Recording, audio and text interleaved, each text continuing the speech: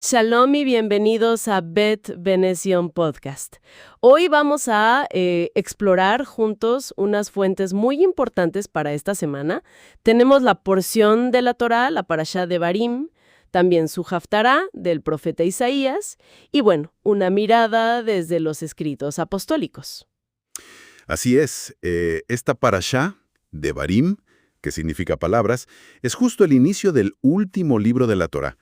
Y siempre se lee en el Shabbat previo a Tisha B'Av, el 9 de Av. Una fecha muy significativa. Exacto. Un día solemne, de ayuno, que nos recuerda eventos, trágicos, ¿no? La destrucción de los dos templos. Y la tradición también lo conecta con aquel reporte negativo de los espías. Así que sí, estas lecturas nos invitan a reflexionar mucho sobre el pasado. Totalmente. Y bueno, nuestra tarea hoy es justamente esa, sacar las lecciones clave, ver por qué nos hablan todavía hoy. Empecemos entonces. Vamos primero con Devarim, que es Deuteronomio, capítulos 1 al 3, versículo 22. Las últimas palabras de Moshe. Correcto. Y fíjate cómo empieza Moshe. Es muy interesante. En Deuteronomio capítulo 1, versículo 1, menciona unos lugares. Parán, Tofel, Labán, Haserot, Dizahab. Sí, esos nombres son solo lugares. Pues Rashi, el gran comentarista medieval, nos da una clave. Dice que no son solo puntos geográficos, son más bien como alusiones. ¿Indirectas? Muy sutiles. A pecados que cometió el pueblo en el desierto. Ah, sí. ¿Cómo cuáles, por ejemplo? Pues mira, Parán se relaciona con los espías. Tofel y Labán, que significa blanco, con las quejas por el maná. Haserot, cerca de donde fue la rebelión de Coraj. Y Dizahab, suficiente oro, ¿no? Claramente una alusión al becerro de oro. Es una forma muy delicada de empezar un discurso así. Qué manera de recordar las fallas, ¿eh? Pero justo después, antes de, digamos, reprender directamente, les recuerda las victorias.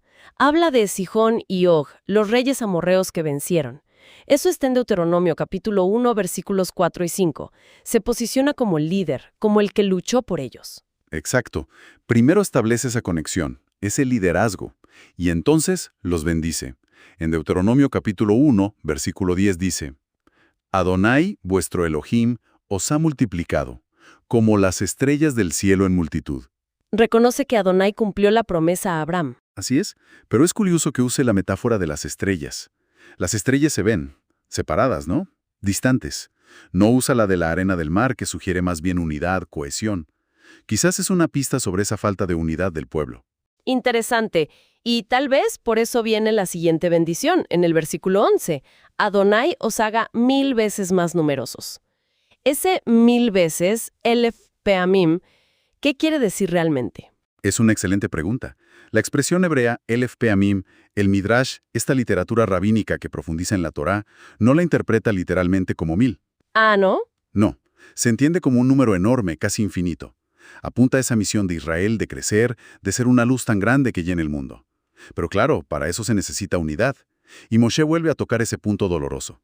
El pecado de los espías en Deuteronomio capítulo 1, versículo 22. La falta de fe, la falta de unidad que les impidió entrar a la tierra prometida.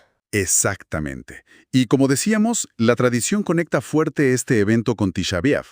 Y se dice que el segundo templo cayó por Sinahinam, por odio gratuito, por discordia interna.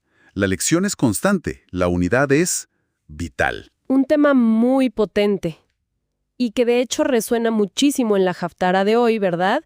La lectura de Isaías, capítulo 1, versículos 1 al 27. Totalmente conectado. Isaías ahí explora las causas de la destrucción, del exilio.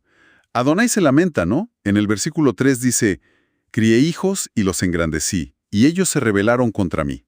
Y expresa un cansancio profundo por los rituales que se han vuelto vacíos. Lo leemos en los versículos 11, 13, 14. ¿Para qué me sirve la multitud de vuestros sacrificios? Vuestras lunas nuevas y vuestras fiestas solemnes las tiene aborrecidas mi alma. Ojo, no es que rechace los mandamientos en sí, ¿verdad? Para nada. Es un rechazo a la práctica religiosa sin corazón, sin justicia, sin compasión, sin coherencia de vida. Pero, como siempre en los profetas, No todo es oscuridad. Siempre está el llamado al cambio, a la teshuvá, ese volver a Adonai. El versículo 16 es claro: lavaos y limpiaos, quitad la iniquidad de vuestras obras. Y la promesa de perdón que sigue en el versículo 18 es increíble. Si vuestros pecados fueren como la grana, como la nieve serán emblanquecidos. Una imagen poderosísima de purificación. Definitivamente. Y termina con esa visión de esperanza, de restauración basada en la justicia, los versículos 26 y 27. Exacto. Restauraré tus jueces como al principio. Sión será rescatada con juicio y los convertidos de ella con justicia. Siempre hay un camino de regreso. Todas estas advertencias, tanto las históricas de Moshe como las proféticas de Isaías, conectan muy bien con lo que leemos en los escritos apostólicos. Pienso en 1 Corintios capítulo 10. Rabbi Shaul, o sea, el apóstol Pablo, escribe en el versículo 11: «Y estas cosas les acontecieron como ejemplo, y están escritas para amonestarnos a nosotros». Exactamente. Shaul subraya eso. La historia es maestra. Y recalca que el problema fundamental de Israel en el desierto fue la falta de fe.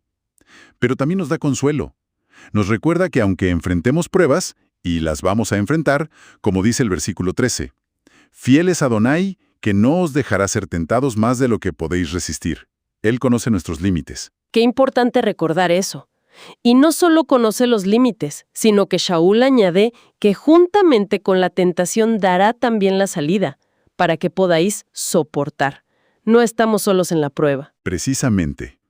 Y es útil también traer a colación lo que enseña Jacob, Santiago, ¿no? En su carta, capítulo 1, versículos 13 al 15. Él aclara que la tentación no viene de Adonai. Surge de nuestros propios deseos, de nuestra propia inclinación.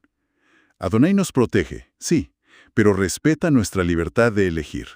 Entonces, si hacemos un recuento rápido, hemos visto lo crucial que es recordar la historia para aprender de ella, no para repetirla, la necesidad de confiar siempre en Adonai, el valor inmenso de la unidad como pueblo. Exacto. Y ese llamado constante a la teshuvá, al arrepentimiento sincero, que siempre viene con una promesa de esperanza y restauración. Exacto. Y me queda una reflexión, quizás, para el final. Moshe bendijo a Israel para que fueran elef peamim, incontables, ¿no? Ligados a una misión global. Si la desunión nos vuelve como estrellas lejanas, y si el pecado de los espías nació de una falla colectiva de fe, ¿qué pasos concretos, prácticos, podemos dar hoy, nosotros como comunidad, para sanar divisiones, para fortalecer esa fe mutua y para trabajar juntos hacia esa visión? Ser una fuerza unida cumpliendo nuestro propósito en el mundo. Una pregunta poderosa para que cada uno se lleve y medite. Muchísimas gracias por acompañarnos en esta exploración profunda en Bet Benet Zion Podcast. Shalom.